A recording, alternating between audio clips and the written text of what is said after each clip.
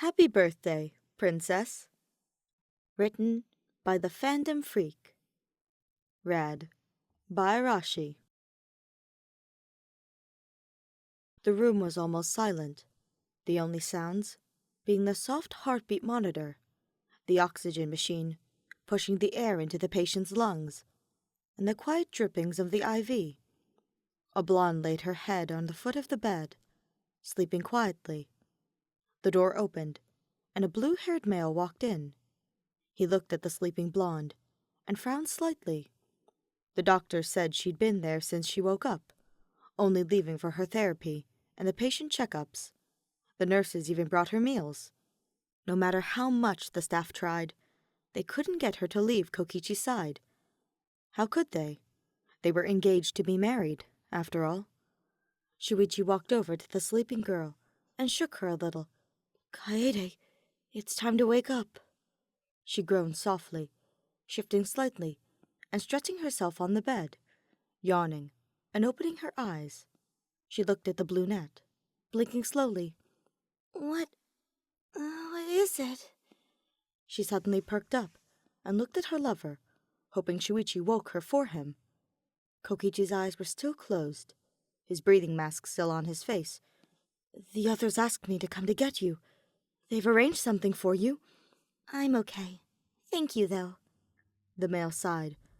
"I know you're waiting for him to wake up, but you should try to take your mind off it. It's your birthday, after all." It was, wasn't it? She honestly didn't keep track of time since she woke up from the game, aside from the fact it's been 3 weeks since she woke up. 3 of those spent in Kokichi's room, waiting for him to wake up. "I'm fine, Shuichi. I don't care that it's my birthday. It's not the same without him." Would he want you to be like this? Isolating yourself from everyone? Depressed and just waiting for him? Kaede suddenly stood up, the chair she was sitting in being pushed back, almost falling over. "You tried being kidnapped with your fiancé just a month before your wedding, forced into a killing game with no memory of each other, and watch each other die in awful ways." She put her hand just below her neck, giving focus to the scar around her neck. "I was hanged. He was crushed. We didn't ask for this. But here we are." "Yeah, I know. I watched it all firsthand. But we're fine now. Danganronpa is done. No one else will suffer. And that includes you and Kokichi. But what I've learned from this situation is to not hang on to the past. We have to move on. For ourselves and for everyone we left." Shuichi looked at her with a determined look. She was honestly a bit surprised. The Shuichi she left behind was shy and didn't have a shred of confidence. She knew what happened. Team Danganronpa forced them to continue watching for the despair aspect, which obviously hit particularly hard on herself because of Kokichi. But she also watched Shuichi grow into a real detective. She wasn't used to it being directed at her. Kaede looked over at her sleeping fiancé, who still hadn't moved an inch, before sighing. Shuichi was right. Kokichi always wanted her to be happy and not worry too much.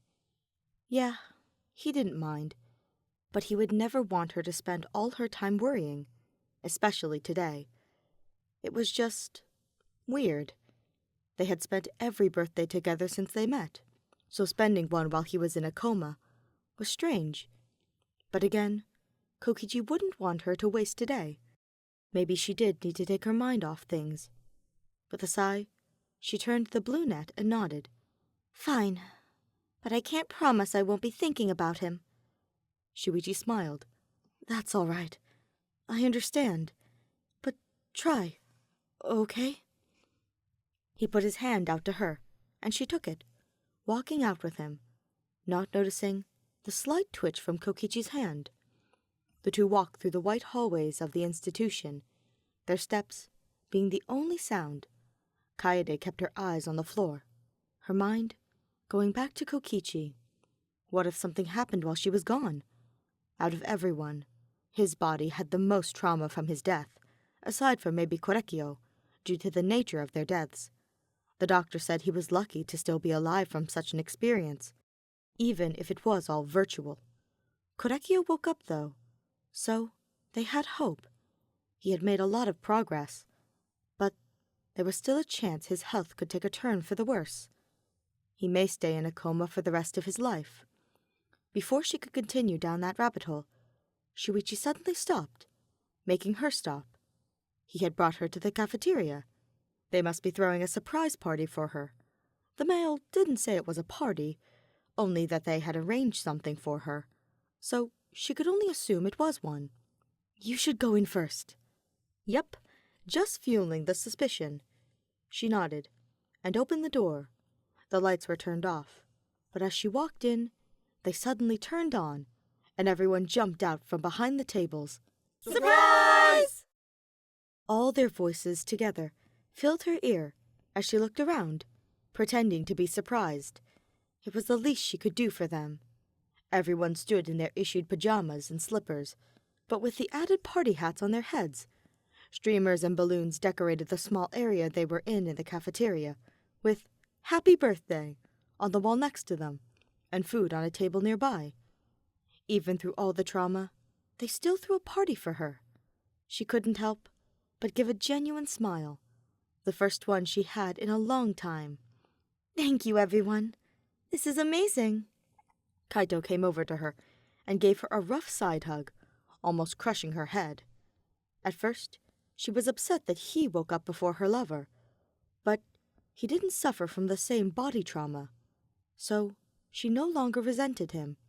His hugs were actually comforting in place of her lost love. "We're sorry if it isn't enough. We could only do so much while we're stuck in this facility." Kirumi apologized, bowing a little. "Oh, Kirumi, it's okay. I'm glad you guys did anything." "Of course! Why wouldn't we celebrate our fearless leader?" Kaito smiled, squeezing her. Leader? Huh? She wasn't a leader. A true leader would be Kokichi. He did what he could to end the game. A bit too late. But he did better than her anyway. Kaede shook her head. She promised she would try to be happy and try to enjoy the party. It would be difficult, but she could manage. She was Kokichi-oma's fiancé. She could manage a small lie. And that's what she did. She smiled. She talked with her friends. She ate kank and drank punch.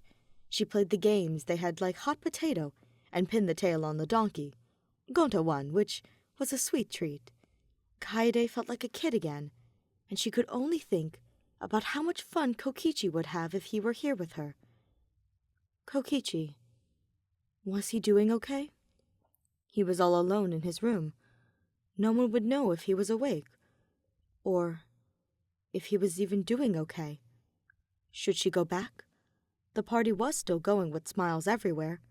They could keep it going without her. But she wasn't able to keep thinking on that, as she saw a few nurses and a doctor run by the cafeteria door. She wouldn't have minded if it weren't for the fact that they ran in the direction of Kokichi's room. She knew it was Kokichi's room, because it was where those who were still in coma stayed, and he was the only one still there. "Kokichi," Kaede whispered, dropping the item she was holding from the hot potato game, and quickly ran out of the cafeteria. She heard the others yell out, but she couldn't hear what they said. Only Kokichi was on her mind as she ran down the hall. She slipped a few times from the slick floor in her slippers, but she made it to the room. She ran in and was immediately stopped by the orderlies. "You aren't allowed in here. Get out." "No, please! Tell me what's going on! Tell me he's okay!" "We can't let you in. Get out!" The orderlies proceeded to try dragging her out, but they stopped. Looking behind her, she saw the group had followed her to Kokichi's room. Gonta and Tenko looked at the orderlies with intense eyes. "Let her go! Kaede is Kokichi's love. She deserves to see him. It's not our choice." Kaito stepped forward, in front of the other two, a determined look on his face. "Kaede has been waiting for something to happen. She has been taking care of him since the end of the game. She may not be family, but she deserves to know what's happening." He walked forward, and was now right behind Kaede. "Let her in." The two orderlies looked between the three before looking at each other. They knew they couldn't let her through, but they didn't want a violent outbreak. Without much of a choice, they let her go, allowing her to run past and into the room. Kokichi! The heart rate monitor was running fast, and the oxygen machine was speeding up, like Kokichi was hyperventilating. Something was definitely wrong. The nurses turned to her, as well as the doctor. "What is she doing in here? Get her out!" the doctor ordered, only for Kaito to enter. "She's staying! She can't! She stays!"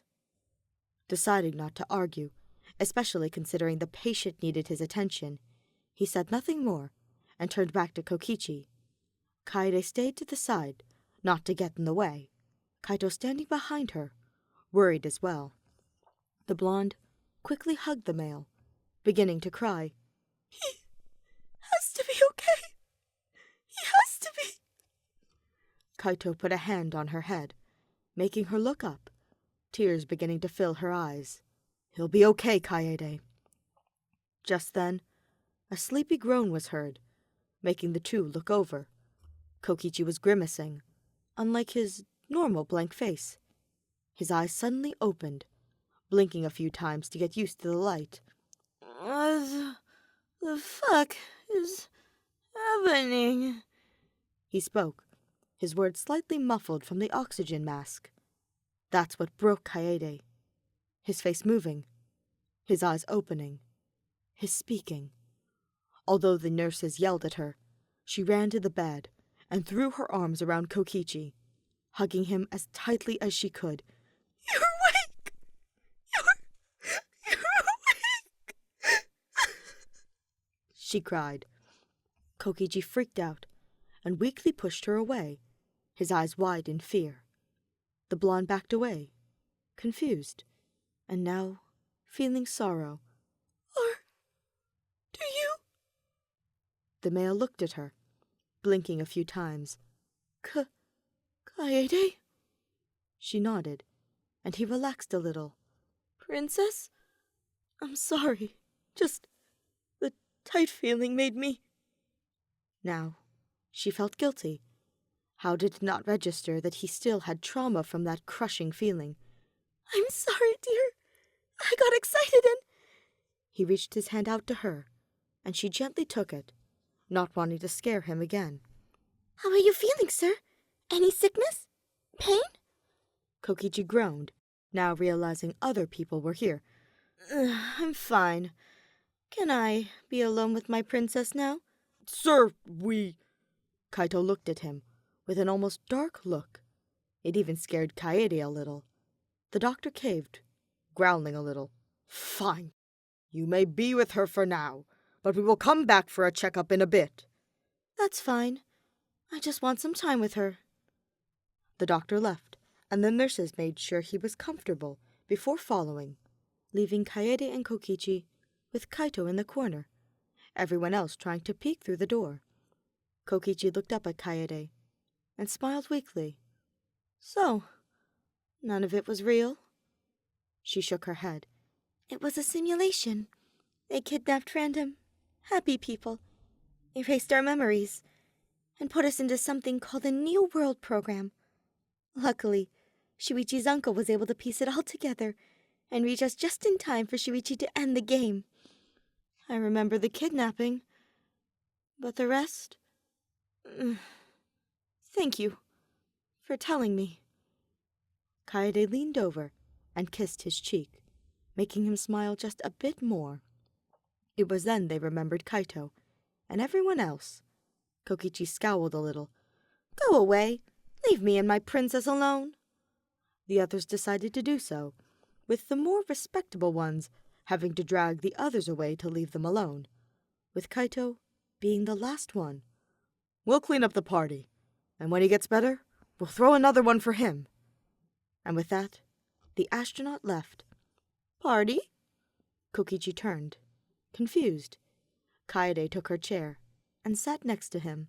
"Yeah, they threw a party for my birthday. I only went so their efforts weren't wasted. But you waking up is the best gift I could ask for. Kokichi looked at her for a moment, processing what she said. It's your birthday? She nodded, a few tears spilling. Yeah, you were right on time. But why'd you have to make me wait? He smiled at her softly. You know me. I'm unpredictable. And I knew I would be the best thing to happen today. The blonde giggled and softly squeezed his hand, not wanting to trigger him. Well, you were right. The party was fine. But having you makes today even better. Kokichi motioned her over, making her get up and get close to his face. He lifted his oxygen mask just a little and pecked her lips. She couldn't help but smile and peck back before sitting back down. I love you, Kaede. I love you too, Kokichi. The purple-haired male groaned, trying to move. Kaede helped him move, which was to the side a little, leaving room for her. She laid down next to him carefully and cuddled close, being careful with any squeezing. He leaned his head on her shoulder, blinking a little. You sleepy? He nodded. She slowly wrapped her arm around the back of his head and gently petted his hair, making him more sleepy. She held his hand with her free one and continued petting. Happy birthday, princess, Kokichi whispered as he fell back asleep for a little nap. Kaede smiled and softly kissed his head. Thank you, Kokichi, for the best present I could ask for.